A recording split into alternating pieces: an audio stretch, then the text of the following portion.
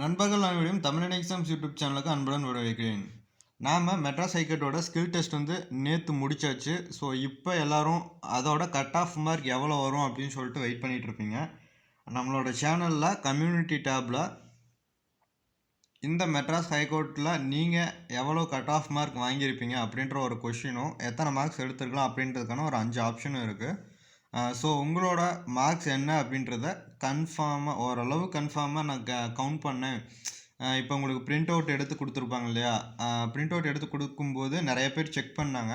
So அப்படி நீங்கள் வந்து உங்களோட இங்கிலீஷான டைப்பிங்கும் தமிழ் டைப்பிங்கும் பிரிண்ட் அவுட் எடுக்கும்போது செக் பண்ணிவிட்டு கம்ப்யூட்டர் டெஸ்ட் வந்து ஓரளவு கொஸ்டின்ஸ் வந்து டஃப்பாக தான் இருந்துச்சு. என்னோட இது வந்து பர்சனல் ஒப்பீனியன்.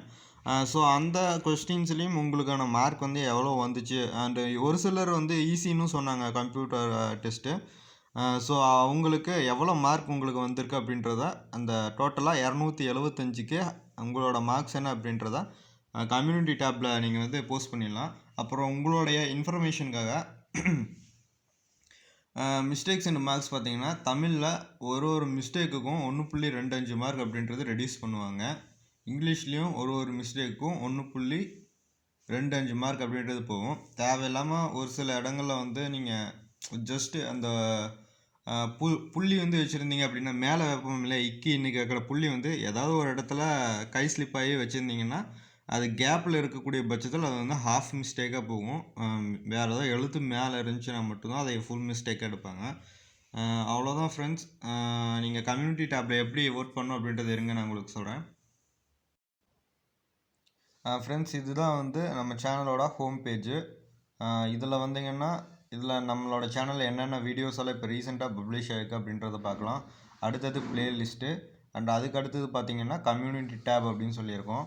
இந்த கம்யூனிட்டி டேப்பில் இதுவரையும் 83 ஓட்ஸ் அப்படின்றது வந்திருக்கு.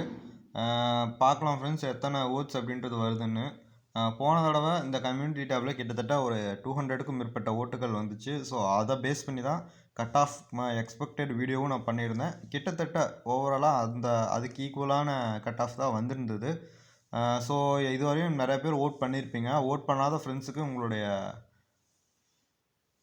இந்த வீடியோ வந்து ஷேர் பண்ணுங்கள். இந்த மாதிரி ஓட்டிங் போயிட்டுருக்கு, நீங்கள் வேணால் உங்களோட மார்க்ஸை வந்து என்டர் பண்ணிக்கோங்க அப்படின்னு. ஸோ இது வந்து எல்லாத்துக்குமே யூஸ்ஃபுல்லாக இருக்கணும் அப்படின்றதுக்கு ஒரு விஷயத்துக்காக தான். ஸோ கட் ஆஃப் வந்து பிப்ரவரியில் வரலாம், இல்லை மார்ச்சில் வரலாம், எப்போ வந்து நம்மளால் கெஸ் பண்ணவே முடியாது.